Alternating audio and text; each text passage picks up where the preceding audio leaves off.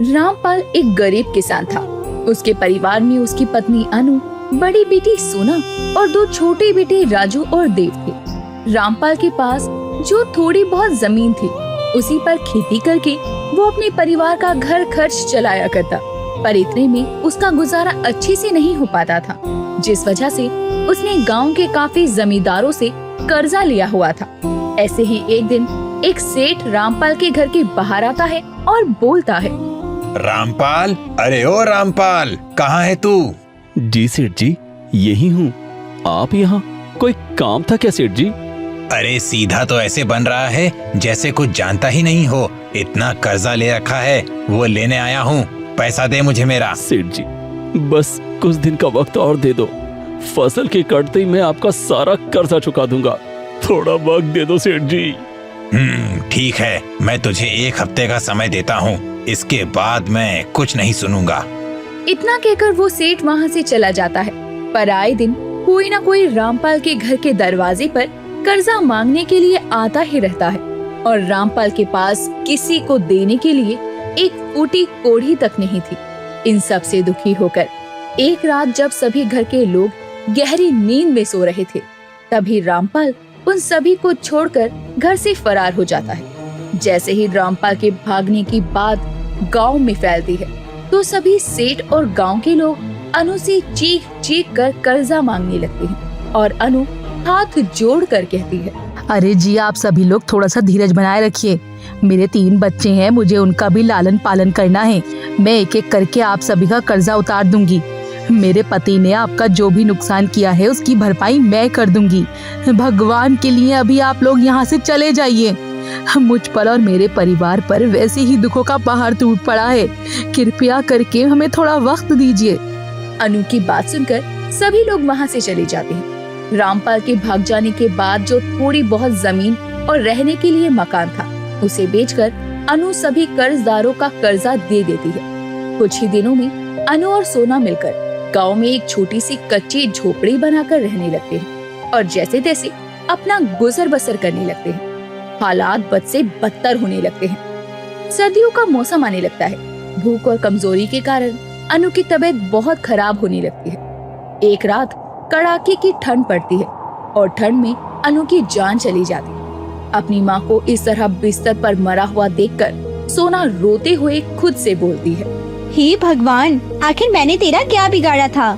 पहले मेरे पिताजी चले गए कर्ज के चलते, हमारा घर जमीन सुख चैन सब कुछ चला गया, और अब मेरी माँ को भी तूने मुझसे छीन लिया। तू इतना निर्दय कैसे हो सकता है भगवान? तुझे मुझ पर और मेरे 2 छोटे भाइयों पर जरा सा भी तरस आया? एक तो तूने मेरी माँ को भी अपने पास बुला लिया, अब तू हमें भी अपने पास बुला ले। हमें क्यों जिंदा छोड़ा है? आखिर कैसे मैं अपने दोनों भाइयों को अकेले संभाल पाऊंगी? क्यों छीन लिया मुझसे मेरे माँ बाप को? जवाब दो। जैसे तैसे करके सोना अपनी माँ का अंतिम संस्कार करती है, और अब अपने दोनों छोटे भाइयों की जिम्मेदारी सोना के कंधे पर आ जाती है। सोना एक समझदार लड़की थी। कुछ लोगों से बातचीत करने के बाद सोना को आसपास के घरों में झाड़ू पोछे का काम मिल जाता है, जिससे वो अपने छोटे भाइयों की पढ़ाई लिखाई और घर के राशन पानी का खर्च चलाने लगती है। क्योंकि सोना एक बेहद ही सुंदर लड़की थी, इसीलिए गांव के कई लोगों की उस पर बुरी नजरें थी। ऐसे ही एक दिन जब सोना एक सेठ के यहाँ पर बर्तन धोने का काम कर रही थी, तभी उस सेठ का लड़का जाकर सोना को पीछे से पकड़ लेता है और बोलता है, हाय हाय मेरी जान, कितना काम करोगे अपनी नाजुक हाथों से। लाओ जरा तुम्हारे हाथों को चूम कर उन्हें आराम दे दूं। यह क्या कर रहे हैं आप? छोटे मालिक, दूर हो जाइए। आपको शर्म नहीं आती क्या ये सब करते हुए?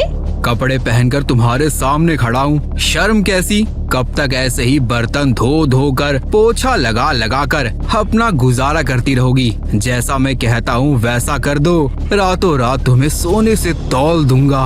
बस थोड़ा सा प्यार ही तो मांग रहा हूँ। इतनी सुंदर हो, गोरी हो, थोड़ा मजा दे दोगी तो क्या रूप घट जाएगा तुम्हारा। दोबारा मुझे हाथ लगाने की कोशिश की ना छोटे मालिक, तो ऐसे 100 चाटे में आपके मुँह पर झड़ दूंगी। मैं गरीब हूँ पर बिकाऊ नहीं, जो चंद पैसों के लिए आपके साथ बिक जाऊँ। इतना कहकर सोना वहाँ से जाने लगती है, पर वो लड़का अपनी हरकतों से बाज नहीं आता और सोना के साथ जबरदस्ती करने लगता है। जैसे तैसे करके सोना उसके चंगुल से निकलकर भागती है और चीख चीख कर लोगों की भीड़ को जमा कर लेती है। पर क्योंकि सोना एक गरीब लड़की थी तो कोई उसकी बातों पर यकीन न करके उसे ही गलत बना देता है और उसकी बुराइयां करने लगता है। तभी भीड़ में मौजूद एक औरत कहती है, पहले इसका बाप घर छोड़कर चला गया, माँ भी मर गई और अब ये डायन लोगों के बेटों पर बुरी नजर डाल रही है। अपनी अदाओं में फंसाकर उनसे पैसे ठगना चाह रही है।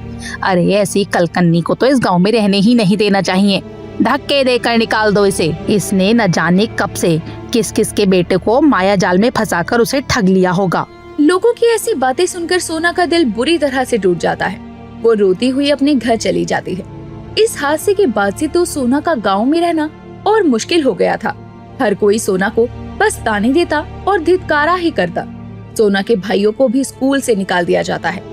सभी परेशानियों का हल निकालने के लिए सोना अपने भाइयों के साथ एक दूसरे गांव में चली जाती है और जैसे तैसे अपने जीवन की छोटी सी शुरुआत करती है। ऐसे ही एक दिन वो काम की तलाश में सेठ मनीलाल के घर पहुंचती है और बोलती है, सेठ, मुझ गरीब पर रहम कीजिए, मुझे अपने घर पर काम पर रख लीजिए। मेरे 2 छोटे भाई हैं, उनकी जिम्मेदारी मेरे कंधों पर है। घर में खाने का एक भी दाना नहीं है साहब। आप थोड़ी सी मदद कर देंगे तो आपकी बहुत कृपा होगी। भगवान आपको बड़ा चढ़ा कर देगा। ठीक है, मुझे मेरे खेतों में मटर की खेती करनी है।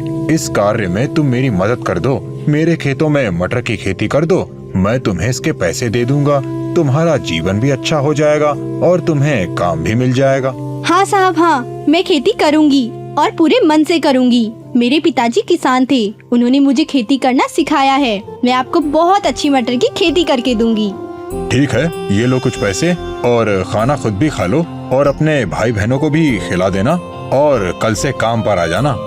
सोना खाना और पैसा लेकर वहाँ से चली जाती है और अगले ही दिन से मन लगाकर मणिलाल के खेतों में मेहनत करने लगती है। पूरी शिद्दत के साथ सोना मटर की खेती करती है। खेत की जुताई से लेकर फसल के बड़े होने तक सोना अपनी मेहनत का खूब पसीना बहाती है। पर सब कुछ करने के बाद भी खेतों में मटर की फसल अच्छे से नहीं पकती, जिसे देखकर सेठ सोना से कहता है, सोना, ये सब कुछ क्या है? इतनी मेहनत का पैसा तुमने सब बर्बाद कर दिया। खेतों में मटर की फसल के नाम पर केवल मुरझाए हुए पौधे ही खड़े हैं। क्या यह है तुम्हारा खेती करने का तरीका? इससे अच्छा तो मैं बाहर से मजदूर बुलवाकर खेती करवा लेता। तुम कल से काम पर मत आना सोना, 2 दिन बाद मैं तुम्हारा हिसाब कर दूंगा। इतना कहकर मणिलाल वहाँ से चला जाता है। मणिलाल की बातें सुनकर सोना को बहुत बुरा लगता है और वो अपने आप को कोसती हुई एक कुएं के पास जा पहुँचती है और उसके अंदर झांकते हुए बोलती है, इस जिंदगी ने मुझे हमेशा दुखी दुख दिए हैं। माँ पापा चले गए, कर्ज के चलते खुशियाँ चली गई। काम करने निकली थी तो लोगों ने मेरी इज्जत को तार तार कर दिया। गलत ना होते हुए भी मुझे गलत बना दिया। किस्मत से अगर कहीं काम मिलता तो सफल नहीं हुआ। ऐसी नरक जैसी जिंदगी जीने से तो अच्छा है मैं इस कुएं में कूदकर अपनी जान दे दूं। यह गरीबी का दर्द मुझसे और नहीं बर्दाश्त होता। आज मैं अपनी जान देकर सब कुछ खत्म कर दूंगी। इतना कहकर कुएं में छलांग लगा ही रही होती है कि तभी कुएं से एक तेज प्रकाश उत्पन्न होता है और उसके सामने साक्षात देवी माँ प्रकट होती है और बोलती है, पुत्री, यह तुम क्या करने जा रही हो? इतनी चुनौतियाँ पार करने के बाद अंत में तुम अपने प्राण त्यागने जा रही हो। प्राण त्याग देने से किसी भी बुरे समय का हल नहीं होता है। यह सब तो तुम्हारी पिछले जन्म के कर्मों का फल था जो तुम्हें काटना था। तुम्हारी मेहनत और सच्चाई का उपहार देने के लिए मैं स्वयं तुम्हारे पास आई हूँ। मेरी बच्ची, आज से तुम्हारे जीवन का हर कष्ट मिट जाएगा और तुम्हें सुख की प्राप्ति होगी। तथास्तु। इतना कहकर देवी माँ अंतर्ध्यान हो जाती है। वहीं दूसरी तरफ जब सोना वापस से मटर की खेती के पास जाती है तो वो देखती है कि खेतों में मटर की हरी हरी फसल लहरा रही थी। सोना जल्दी से सेठ को इस बात की खबर देती है और कुछ ही दिनों में फसल की कटाई होती है। सेठ को मटर की फसल के अच्छे खासे पैसे मिलते हैं और वो सोना की मेहनत से खुश होकर सोना को फसल के आधे पैसे दे देता है। देवी माँ के आशीर्वाद के बाद और फसल के पैसे से सोना और उसके भाइयों का जीवन खुशी से व्यतीत होता है। कावेरी का परिवार बहुत ही गरीबी में अपनी जिंदगी गुजर बसर कर रहा था। उसका पति दिहाड़ी का मजदूर था, इसीलिए कभी काम करता तो कभी नहीं। उसी हिसाब से कभी उनके पास खाने के लिए कुछ होता तो कभी नहीं। एक रोज उनकी पड़ोसन बिंदिया एक प्लेट में समोसे लिए उनके पास आती है। कावेरी बहन, वो मैंने घर में आज बिट्टू के कहने पर समोसे बनाए थे, तो सोचा तुम्हारी मीनू के लिए भी ले आऊं। समोसे? अरे वाह माँ, मैं उसमें से एक समोसा खा लूं? अरे हाँ हाँ बच्चों, इसमें पूछने वाली क्या बात है, लो लो खाओ, तुम्हारे लिए ही लेकर आई थी मैं। सच में? धन्यवाद आंटी। इतना कहकर मीनू एक समोसा उठाकर खाती है तो समोसे में आलू की जगह प्याज भरी होती है। ये समोसा तो आलू वाला नहीं है माँ।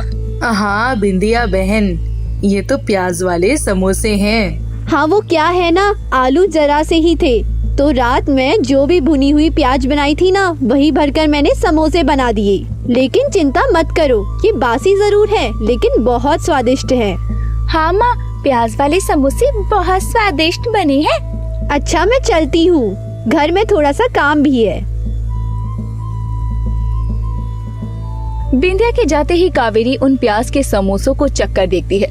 वैसे तो उसमें बासी प्याज भरी थी, लेकिन वो कावेरी को खाने में बहुत स्वादिष्ट लगते हैं। शाम को उसका पति मंगल काम से लौटता है और आज की मजदूरी के पैसे कावेरी के हाथ में देता है। आज मालिक ने अपने बेटे के जन्मदिन की खुशी में मिठाई बांटी थी, लेकिन मेरी बारी में मिठाई खत्म हो गई, तो मालिक ने मुझे उसके पैसे दे दिए। माँ, तो फिर कल आप वो प्याज वाला समोसा बनाना जो आज खाया था। प्याज वाला समोसा? हाँ बाबा, सामने वाली बिंदिया आंटी ने बना कर दिया था, मुझे तो बहुत अच्छा लगा। हाँ जी, पहली बार मैंने आलू की जगह प्याज का समोसा खाया। कल मैं आपको बनाकर खिलाऊंगी। ठीक है भाग्यवान, पहले तो मुझे खाना परोस दो, बहुत तेज भूख लगी है। अच्छा ठीक है, आप मुँह हाथ धो लीजिए, मैं खाना लगा देती हूँ। अगले दिन कावेरी प्याज के समोसे बनाकर मंगल को खिलाती है, तो उसे भी बहुत पसंद आते हैं। ऐसे ही उसका परिवार जैसे तैसे अपनी जिंदगी गुजार रहे थे। तभी एक रोज काम करते हुए अचानक मंगल के पैर अचानक ईंटों के ढेर के बीच फंस जाता है और वो चिल्लाते हुए तड़पने लगता है। लोग उसे अस्पताल पहुंचाते हैं। ये खबर कावेरी को पता चलती है और वो भी भागते हुए हॉस्पिटल आती है और डॉक्टर से उसे पता चलता है कि पैर की हड्डी टूटने के कारण मंगल के पैर पर प्लास्टर करना होगा, इसीलिए कुछ महीनों तक वो चल फिर नहीं सकता। ये बात सुनकर कावेरी को बहुत बड़ा झटका लगता है। अगले दिन मंगल अस्पताल से घर आ जाता है। सब बर्बाद हो गया कावेरी, मैं लाचार हो गया हूँ। अरे ऐसा मत कहिए, होने को टालना किसी के बस में नहीं था। और रही बात घर चलाने की, तो आप चिंता मत कीजिए, आपकी जगह मैं काम करूँगी। लेकिन कावेरी, तुम क्या करोगी और कैसे होगा सब? अरे भगवान पर भरोसा रखिए, सब ठीक होगा। कावेरी अपने पति को तो हिम्मत दे देती है, लेकिन उसे खुद भी समझ नहीं आ रहा था कि आखिर वो कहाँ काम मांगने जाए। एक रोज वो घर के सामने झाड़ू लगा रही थी कि तभी उसके सामने से एक समोसे और कचौड़ी बेचने वाला आदमी निकलता है। क्यों ना मैं भी यही काम शुरू कर दूं? अगर मैं प्याज के समोसे बनाकर बेचूंगी ना, तो कम से कम कुछ तो कमा पाऊंगी। ये बात वो अपने पति को बताती है, जिसके बाद वो घर में रखे कुछ पैसों से समोसे बनाने का सामान लेकर आती है और गर्मा गर्म समोसे बनाकर एक बड़ी सी प्लेट में रख लेती है और फिर घर के बाहर एक टूटी सी टेबल लगाकर वो समोसे बेचना शुरू कर देती है। समोसे, गर्मा गर्म प्याज के समोसे, आओ आओ प्याज के समोसे खाओ। प्याज के समोसे? अरे लेकिन समोसे तो आलू के होते हैं, ये कैसा अनोखा समोसा बेच रही हो तुम? हाँ भाई साहब, ये प्याज के समोसे हैं, वो भी एकदम स्वादिष्ट। आप एक बार खाकर तो देखिए। हाँ हाँ, मैं भी तो देखूं, आखिर कैसे होते हैं प्याज के समोसे।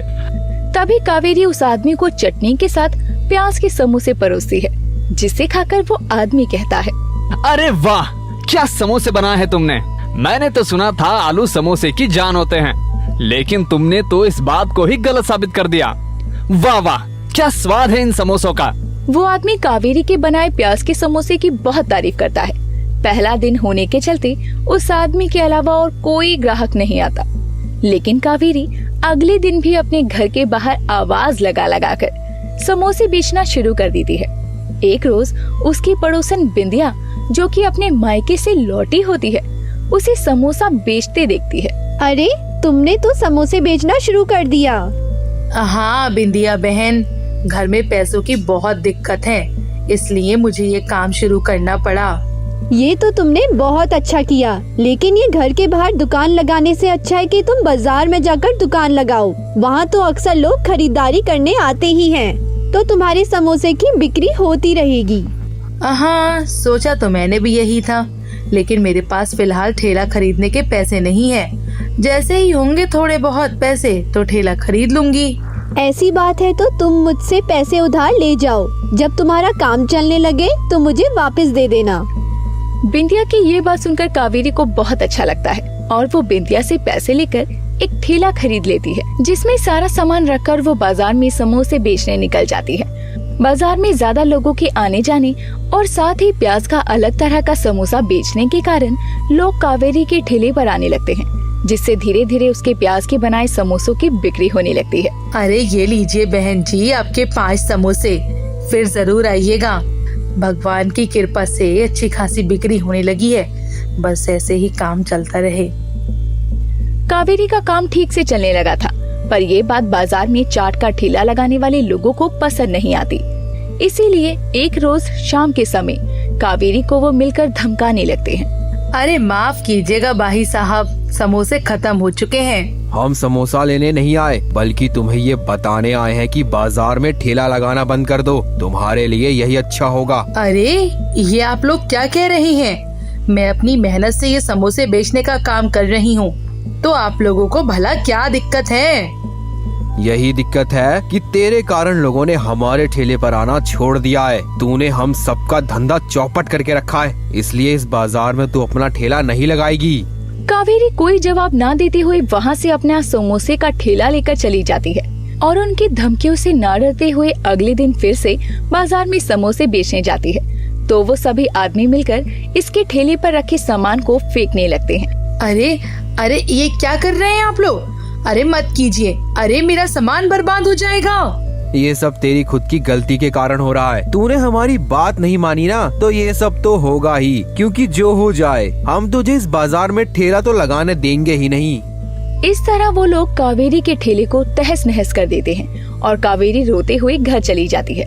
ये सब सुनकर मंगल का खून खोलने लगता है, लेकिन लाचारी के कारण वो कुछ कर नहीं सकता था। कावेरी मुझे माफ कर दो, ये सब मेरी वजह से हो रहा है।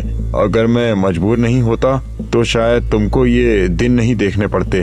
आप खुद को दोष मत दीजिए, मैं हार नहीं मानूंगी जी। ये तुम क्या कह रही हो कावेरी? इतना सब कुछ होने के बाद भी तुम बाजार में ठेला लगाओगी?